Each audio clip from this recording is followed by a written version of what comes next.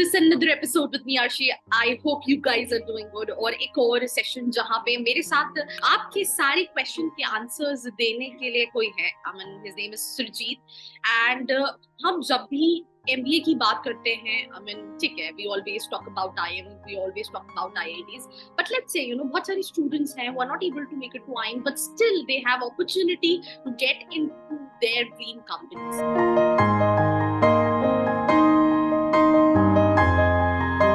So, I have Srijit. Srijit, over to you. Please introduce yourself so that they'll get to have an idea that what we're going to discuss in this episode. First of all, thank you for having me, Arshi. My name is Srijit Karkera. I'm a resident of Mumbai. So I've done my graduation in hospitality, and later then I inclined towards doing MBA. So I have majored in marketing and supply chain, and I've done my MBA from MDI Murshidabad. In my college, I was a part of firstly the PR team of my college, and later on I was a part of the placement committee. Now I just wanted to understand what is the placement cycle. You was at MDI Murshidabad for 2 years, and he was also heading, placement committee.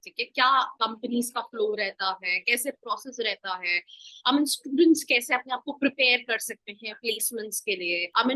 Is it like just interview thing, or what is the complete process of getting placement specifically from college? So she starting from the first year. So I think firstly the first thing after you get into your postgrad school is that your CV will be verified, and it will be told to be in a certain limit. For both, it is different for a WorkX candidate and a fresher, and it is verified thoroughly by the placement committee, and inputs are told so that your CV stands out, and if there are certain skills that you are saying you are having, that is verified from our end, and we try to keep it more presentable, precise for the recruiter to see. And then after once that's done, I think the internship cycle starts 1 or 2 months after the final placement cycle. So around I think around September, October, our placement cycle for SIP started, and I think till March, April it got closed for the same. And for the final placements, it's just 1 month prior, let's say August, and it closes around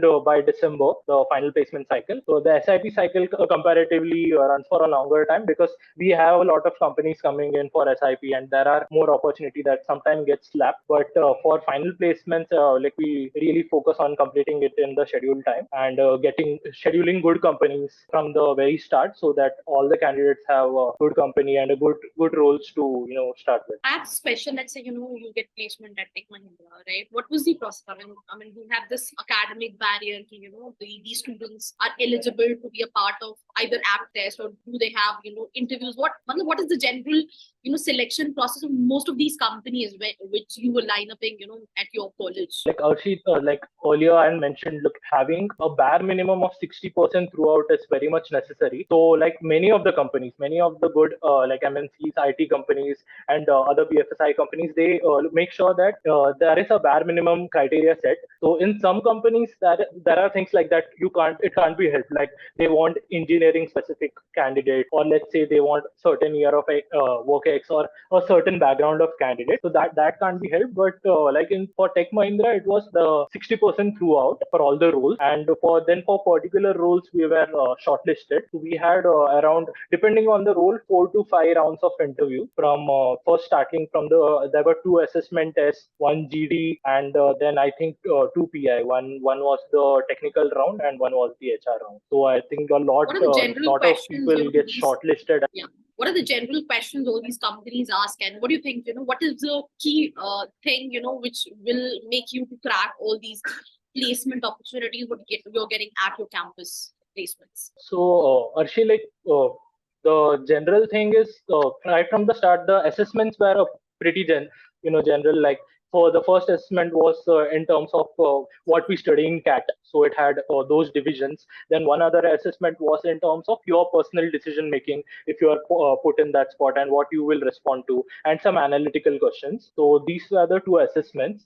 The GD, it's again, so I believe all the colleges have the pre-placement session. They do HDPs and all that to build candidates for the same. I think do attend that regularly, because they do give that feedback to you if you are not good in certain thing, or certain things can be improved. So you can improve it beforehand, before sitting for the placement cycle. And if not, then you do get a fair amount of idea if you're starting, if you're sitting for like a good amount of interviews, you know that where you're like if suppose I am getting out every time through in the GD round, then I know that my group discussion skills are not something very efficient and that I need to work upon. So that being self reflective on those things, I think helps a lot. And even in the final placement, I think don't this the personal interview and HR rounds, I think many people fake things and say things that they have not done, so they do get caught.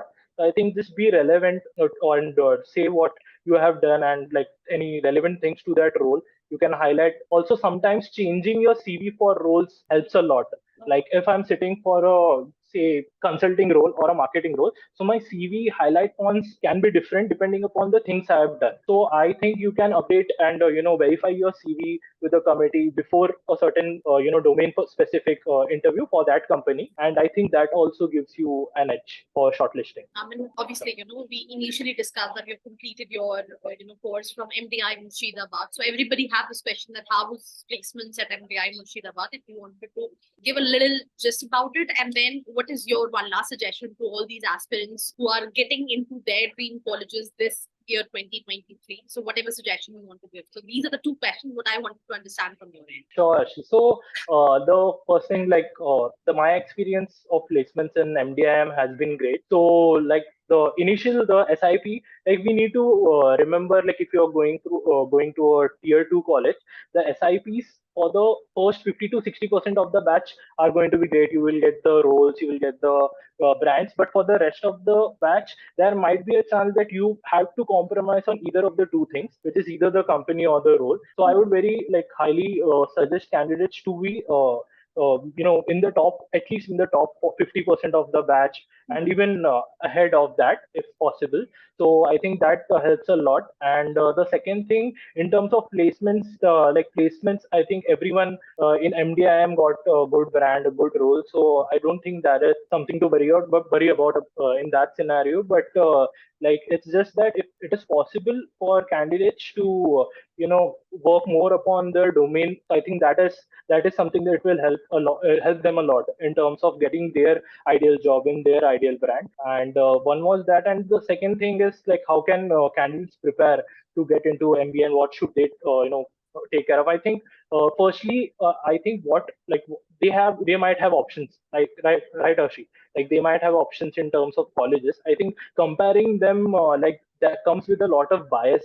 So I think just seeing that what you want to do, like what's the batch size of the college, like what are the credentials and accreditations the college has, and just seeing who are the prime faculties that will be teaching you. Because at the end of the day, you have to spend 2 years and they will be imparting knowledge to you, I think. And how the placements are there roles that align with your interest in that college in terms of SIP placement, or some brand that you are focusing, are they coming to the college? I think these are some of the things.